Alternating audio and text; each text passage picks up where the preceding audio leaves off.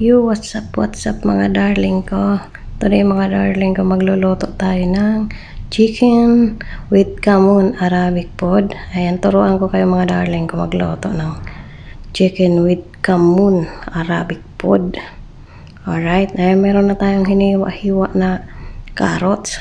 Lagay lang natin sa saniya. Pang pailalim yan. Yan ang sa ilalim. Ayan, may carrots na tayo, may patatas. Ayan, hiniwa-hiwa din natin yan. Kayo na bahala mag hiwa-hiwa mga darling ko kung anong gusto nyong hiwa. Kahit anong hiwa pwede naman. Nasa inyo na yun mga darling ko. Ayan, lagay na natin yung chicken. Ayusin lang natin yung paglagay. Sundan nyo lang mga darling ko ang ginagawa ko. Ayan. Ayusin lang natin para naman magandang tingnan. O, diba? Ayan. Nailagay na natin ang chicken. Alright. Ayan. O, diba? Ang ganda ng tingnan. Sana all.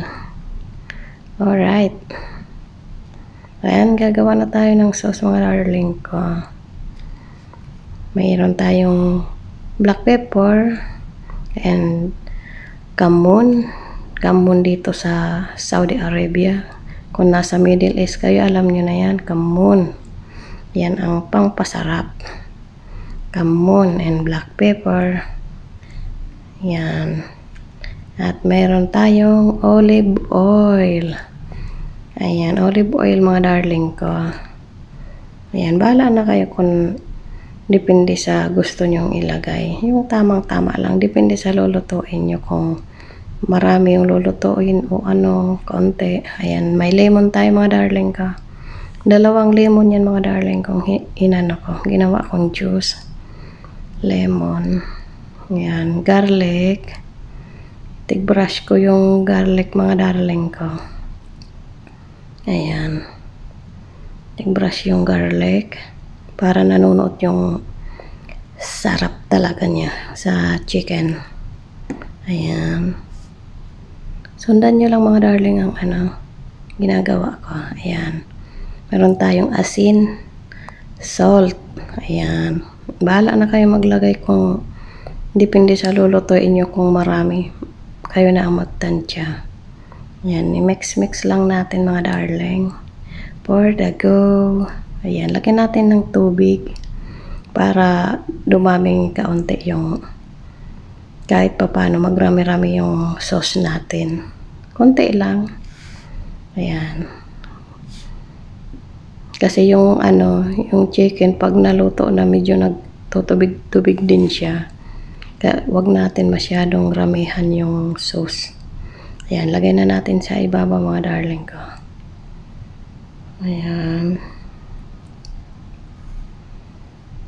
Lagay na natin sa ibabaw para yung lasa niya hanggang sa nanunuot sa ilalim kasi iluluto natin yan sa oven mga darling ko. Ayan, i-oven natin yan mga darling. Ayan, alright, yummy yummy for the go. Napakasarap niya mga darling ko, promise. Try nyo mga darling ko. Yan ang favorite dito ng mga amo ko. Yan ang laging sa 1 week siguro mga 2 beses o 3. Ayan.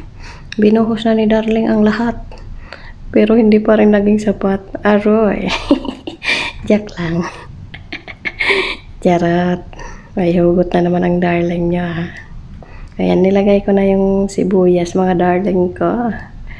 Pangpasarap. Alright. Hindi kompleto ang lulutuin natin pag walang sibuyas. Dahil yan ang pampasarap. O, diba? Yummy yummy. For the go. Alright.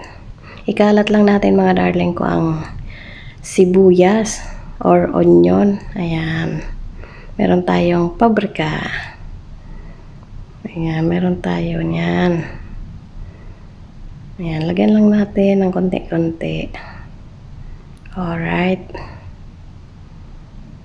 Ayan. Magulo yung camera ko mga darling ko kasi wala akong stand. Ayan. Hawak-hawak ko lang kasi yung cellphone ko kaya magulo. Pagpasensyahan nyo na. Ayan. O, ayan yung tirang sauce na konti. Nilagay sa ibabaw uli.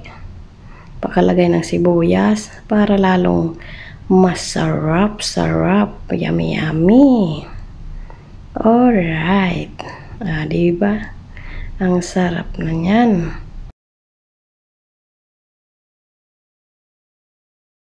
Ito na yung kinalabasan mga darling ko. O, diba? Yummy, yummy for the go. Alright. Ready to eat na mga darling ko. Ayan. Sarap-sarap niyan mga darling ko. Thanks for watching. God bless to all.